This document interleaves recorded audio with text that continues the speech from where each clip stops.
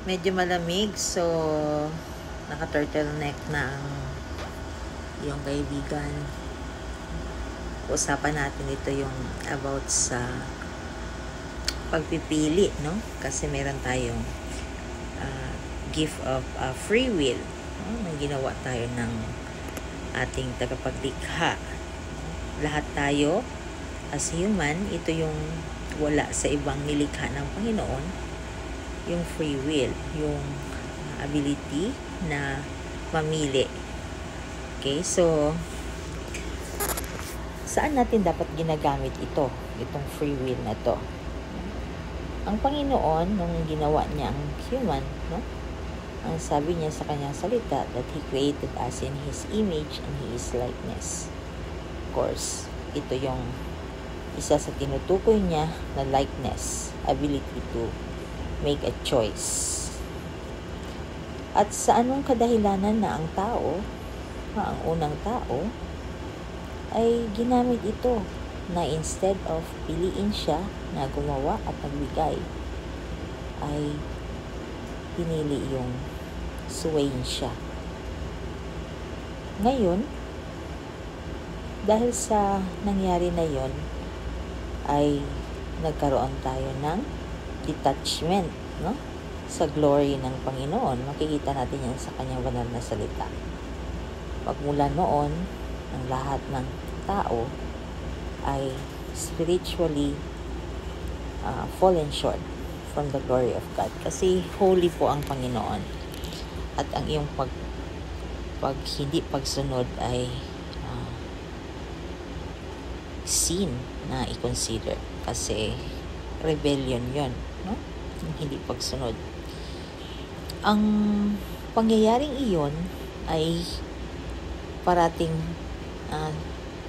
sinasabi ng mga tao na nagdududa na mayroong Diyos dahil sa ang ating Panginoon ay isa sa mga karakter niya ay all-knowing, no? Omniscient. Ngunit ang sabi nila sa mga tumutuligsa na kung all-knowing siya, bakit hindi niya ito nakita? Kung iisipin mo, hindi relevant yung hindi niya ito nakita sa pagpili, no, ng tao na sumuway sa kanya. Bakit? Kasi nung binigay niya itong free will sa tao, ito ay talagang dapat i-exercise ng tao, no? At lahat ng kanyang mga nilikha ay under sa dominion ng tao. Ngunit nagkasala nga siya dahil sinuway niya, pinili niya ang mag-rebel against sa naglikha sa kanya instead of being loyal and faithful sa utos nito. Bakit irrelevant yung alam ng Diyos yun? Ba't inalaw niya pa? Kung titingnan mo ang sitwasyon noon, ang free will is really the ability to make a choice.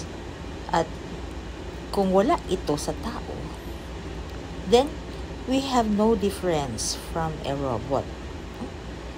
Pwede na lang din na ginawa tayo na talagang program to choose one.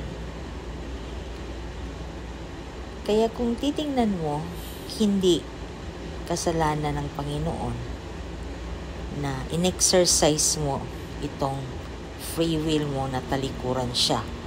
So, ganun din yan sa susunod na generation tayo. Maraming tao na nagkakasala, madalas, ang sinisisi nila ang Panginoon. Dahil nang magkasala sila, ang kasagsagan ng kanilang paggawa ng desisyon na talikuran siya at gumawa ng bagay na agin sa turo niya, ay wala sa isip nila ang consequence nito. Kaya nung hinaharap na nila ang resulta ng kanilang desisyon na kahit ito ay hindi naayon sa utos ng Panginoon, at natural na nagkakaroon ito ng masamang epekto at hindi makaaya-ayang resulta. May dalang pait at puot. Madalas ang sinisisi ang Panginoon. Napaka hirap, no?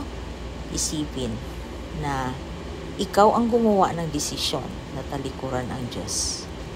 Ngunit heto ka, ang Diyos ang sinisisi mo dahil inalaw ka niya na gumawa ng desisyon na yan. Hindi ba nga't free will nga yan? Ngayon, ano ang ginawa ng Panginoon? Dahil sa mali na choice ng tao. Pinadala niya yung kanyang nag-iisang anak. At yun ay si Jesus Christ. Nag-iisang holy, righteous na human. Kasi, kailangan, no? Dahil ang holiness at ang justice na karakter ng ating tagapaglikha ay kailangan talagang ma-atone yung sin na yon. Mabayaran siya. Dahil yung sin na yon ay hindi basta-basta. Ang katumbas nun ay death. No? Spiritually, we all are dead without Jesus Christ. Kaya nga sabi ng Panginoong Jesus, no? Nung nabuhay siya, ano yung sabi niya sa John 14:6? I am the way, the truth, and the life. Yan ang kaibahan niya sa ibang mga sinusunod na mga relihiyon. No? Ang mga relihiyon, ang mga sinusunod nila na tao ay naggagabay. Pero itong ating Diyos, no? Ang ating poong Jesucristo, siya mismo ang daan. Hindi siya yung leading the way. He is the way. At hindi siya leading the truth because He is the truth. At hindi siya leading life because He is life. If you are in Christ, then you have eternal life. At bakit ito kailangan na gawin natin para muli tayong mai-connect sa ating holy and righteous Creator. No? Dahil only then we will become holy and perfect again because Jesus Christ atoned our sins. Ang lahat ng ating mga nagawa, mga lahat ng future na kasalanan, ang mga nagawa natin, mga ginagawa at mga future pa nagagawin na hindi tama, lahat ito bayad na. Saan? Doon sa krus. Yung death niya sa krus. Hindi tayo deserving, no? Kasi tayo ang tumalikod. Tayo ang gumawa ng desisyon. But God gave us that salvation for free. No? All we have to do is to again make a choice. Choice of choosing Him. Dahil yun talaga ang kanyang purpose. Bakit meron tayong free will?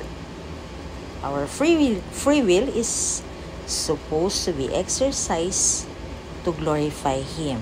That is, to choose Him. No? Kung kilala lang natin ang Panginoon, no?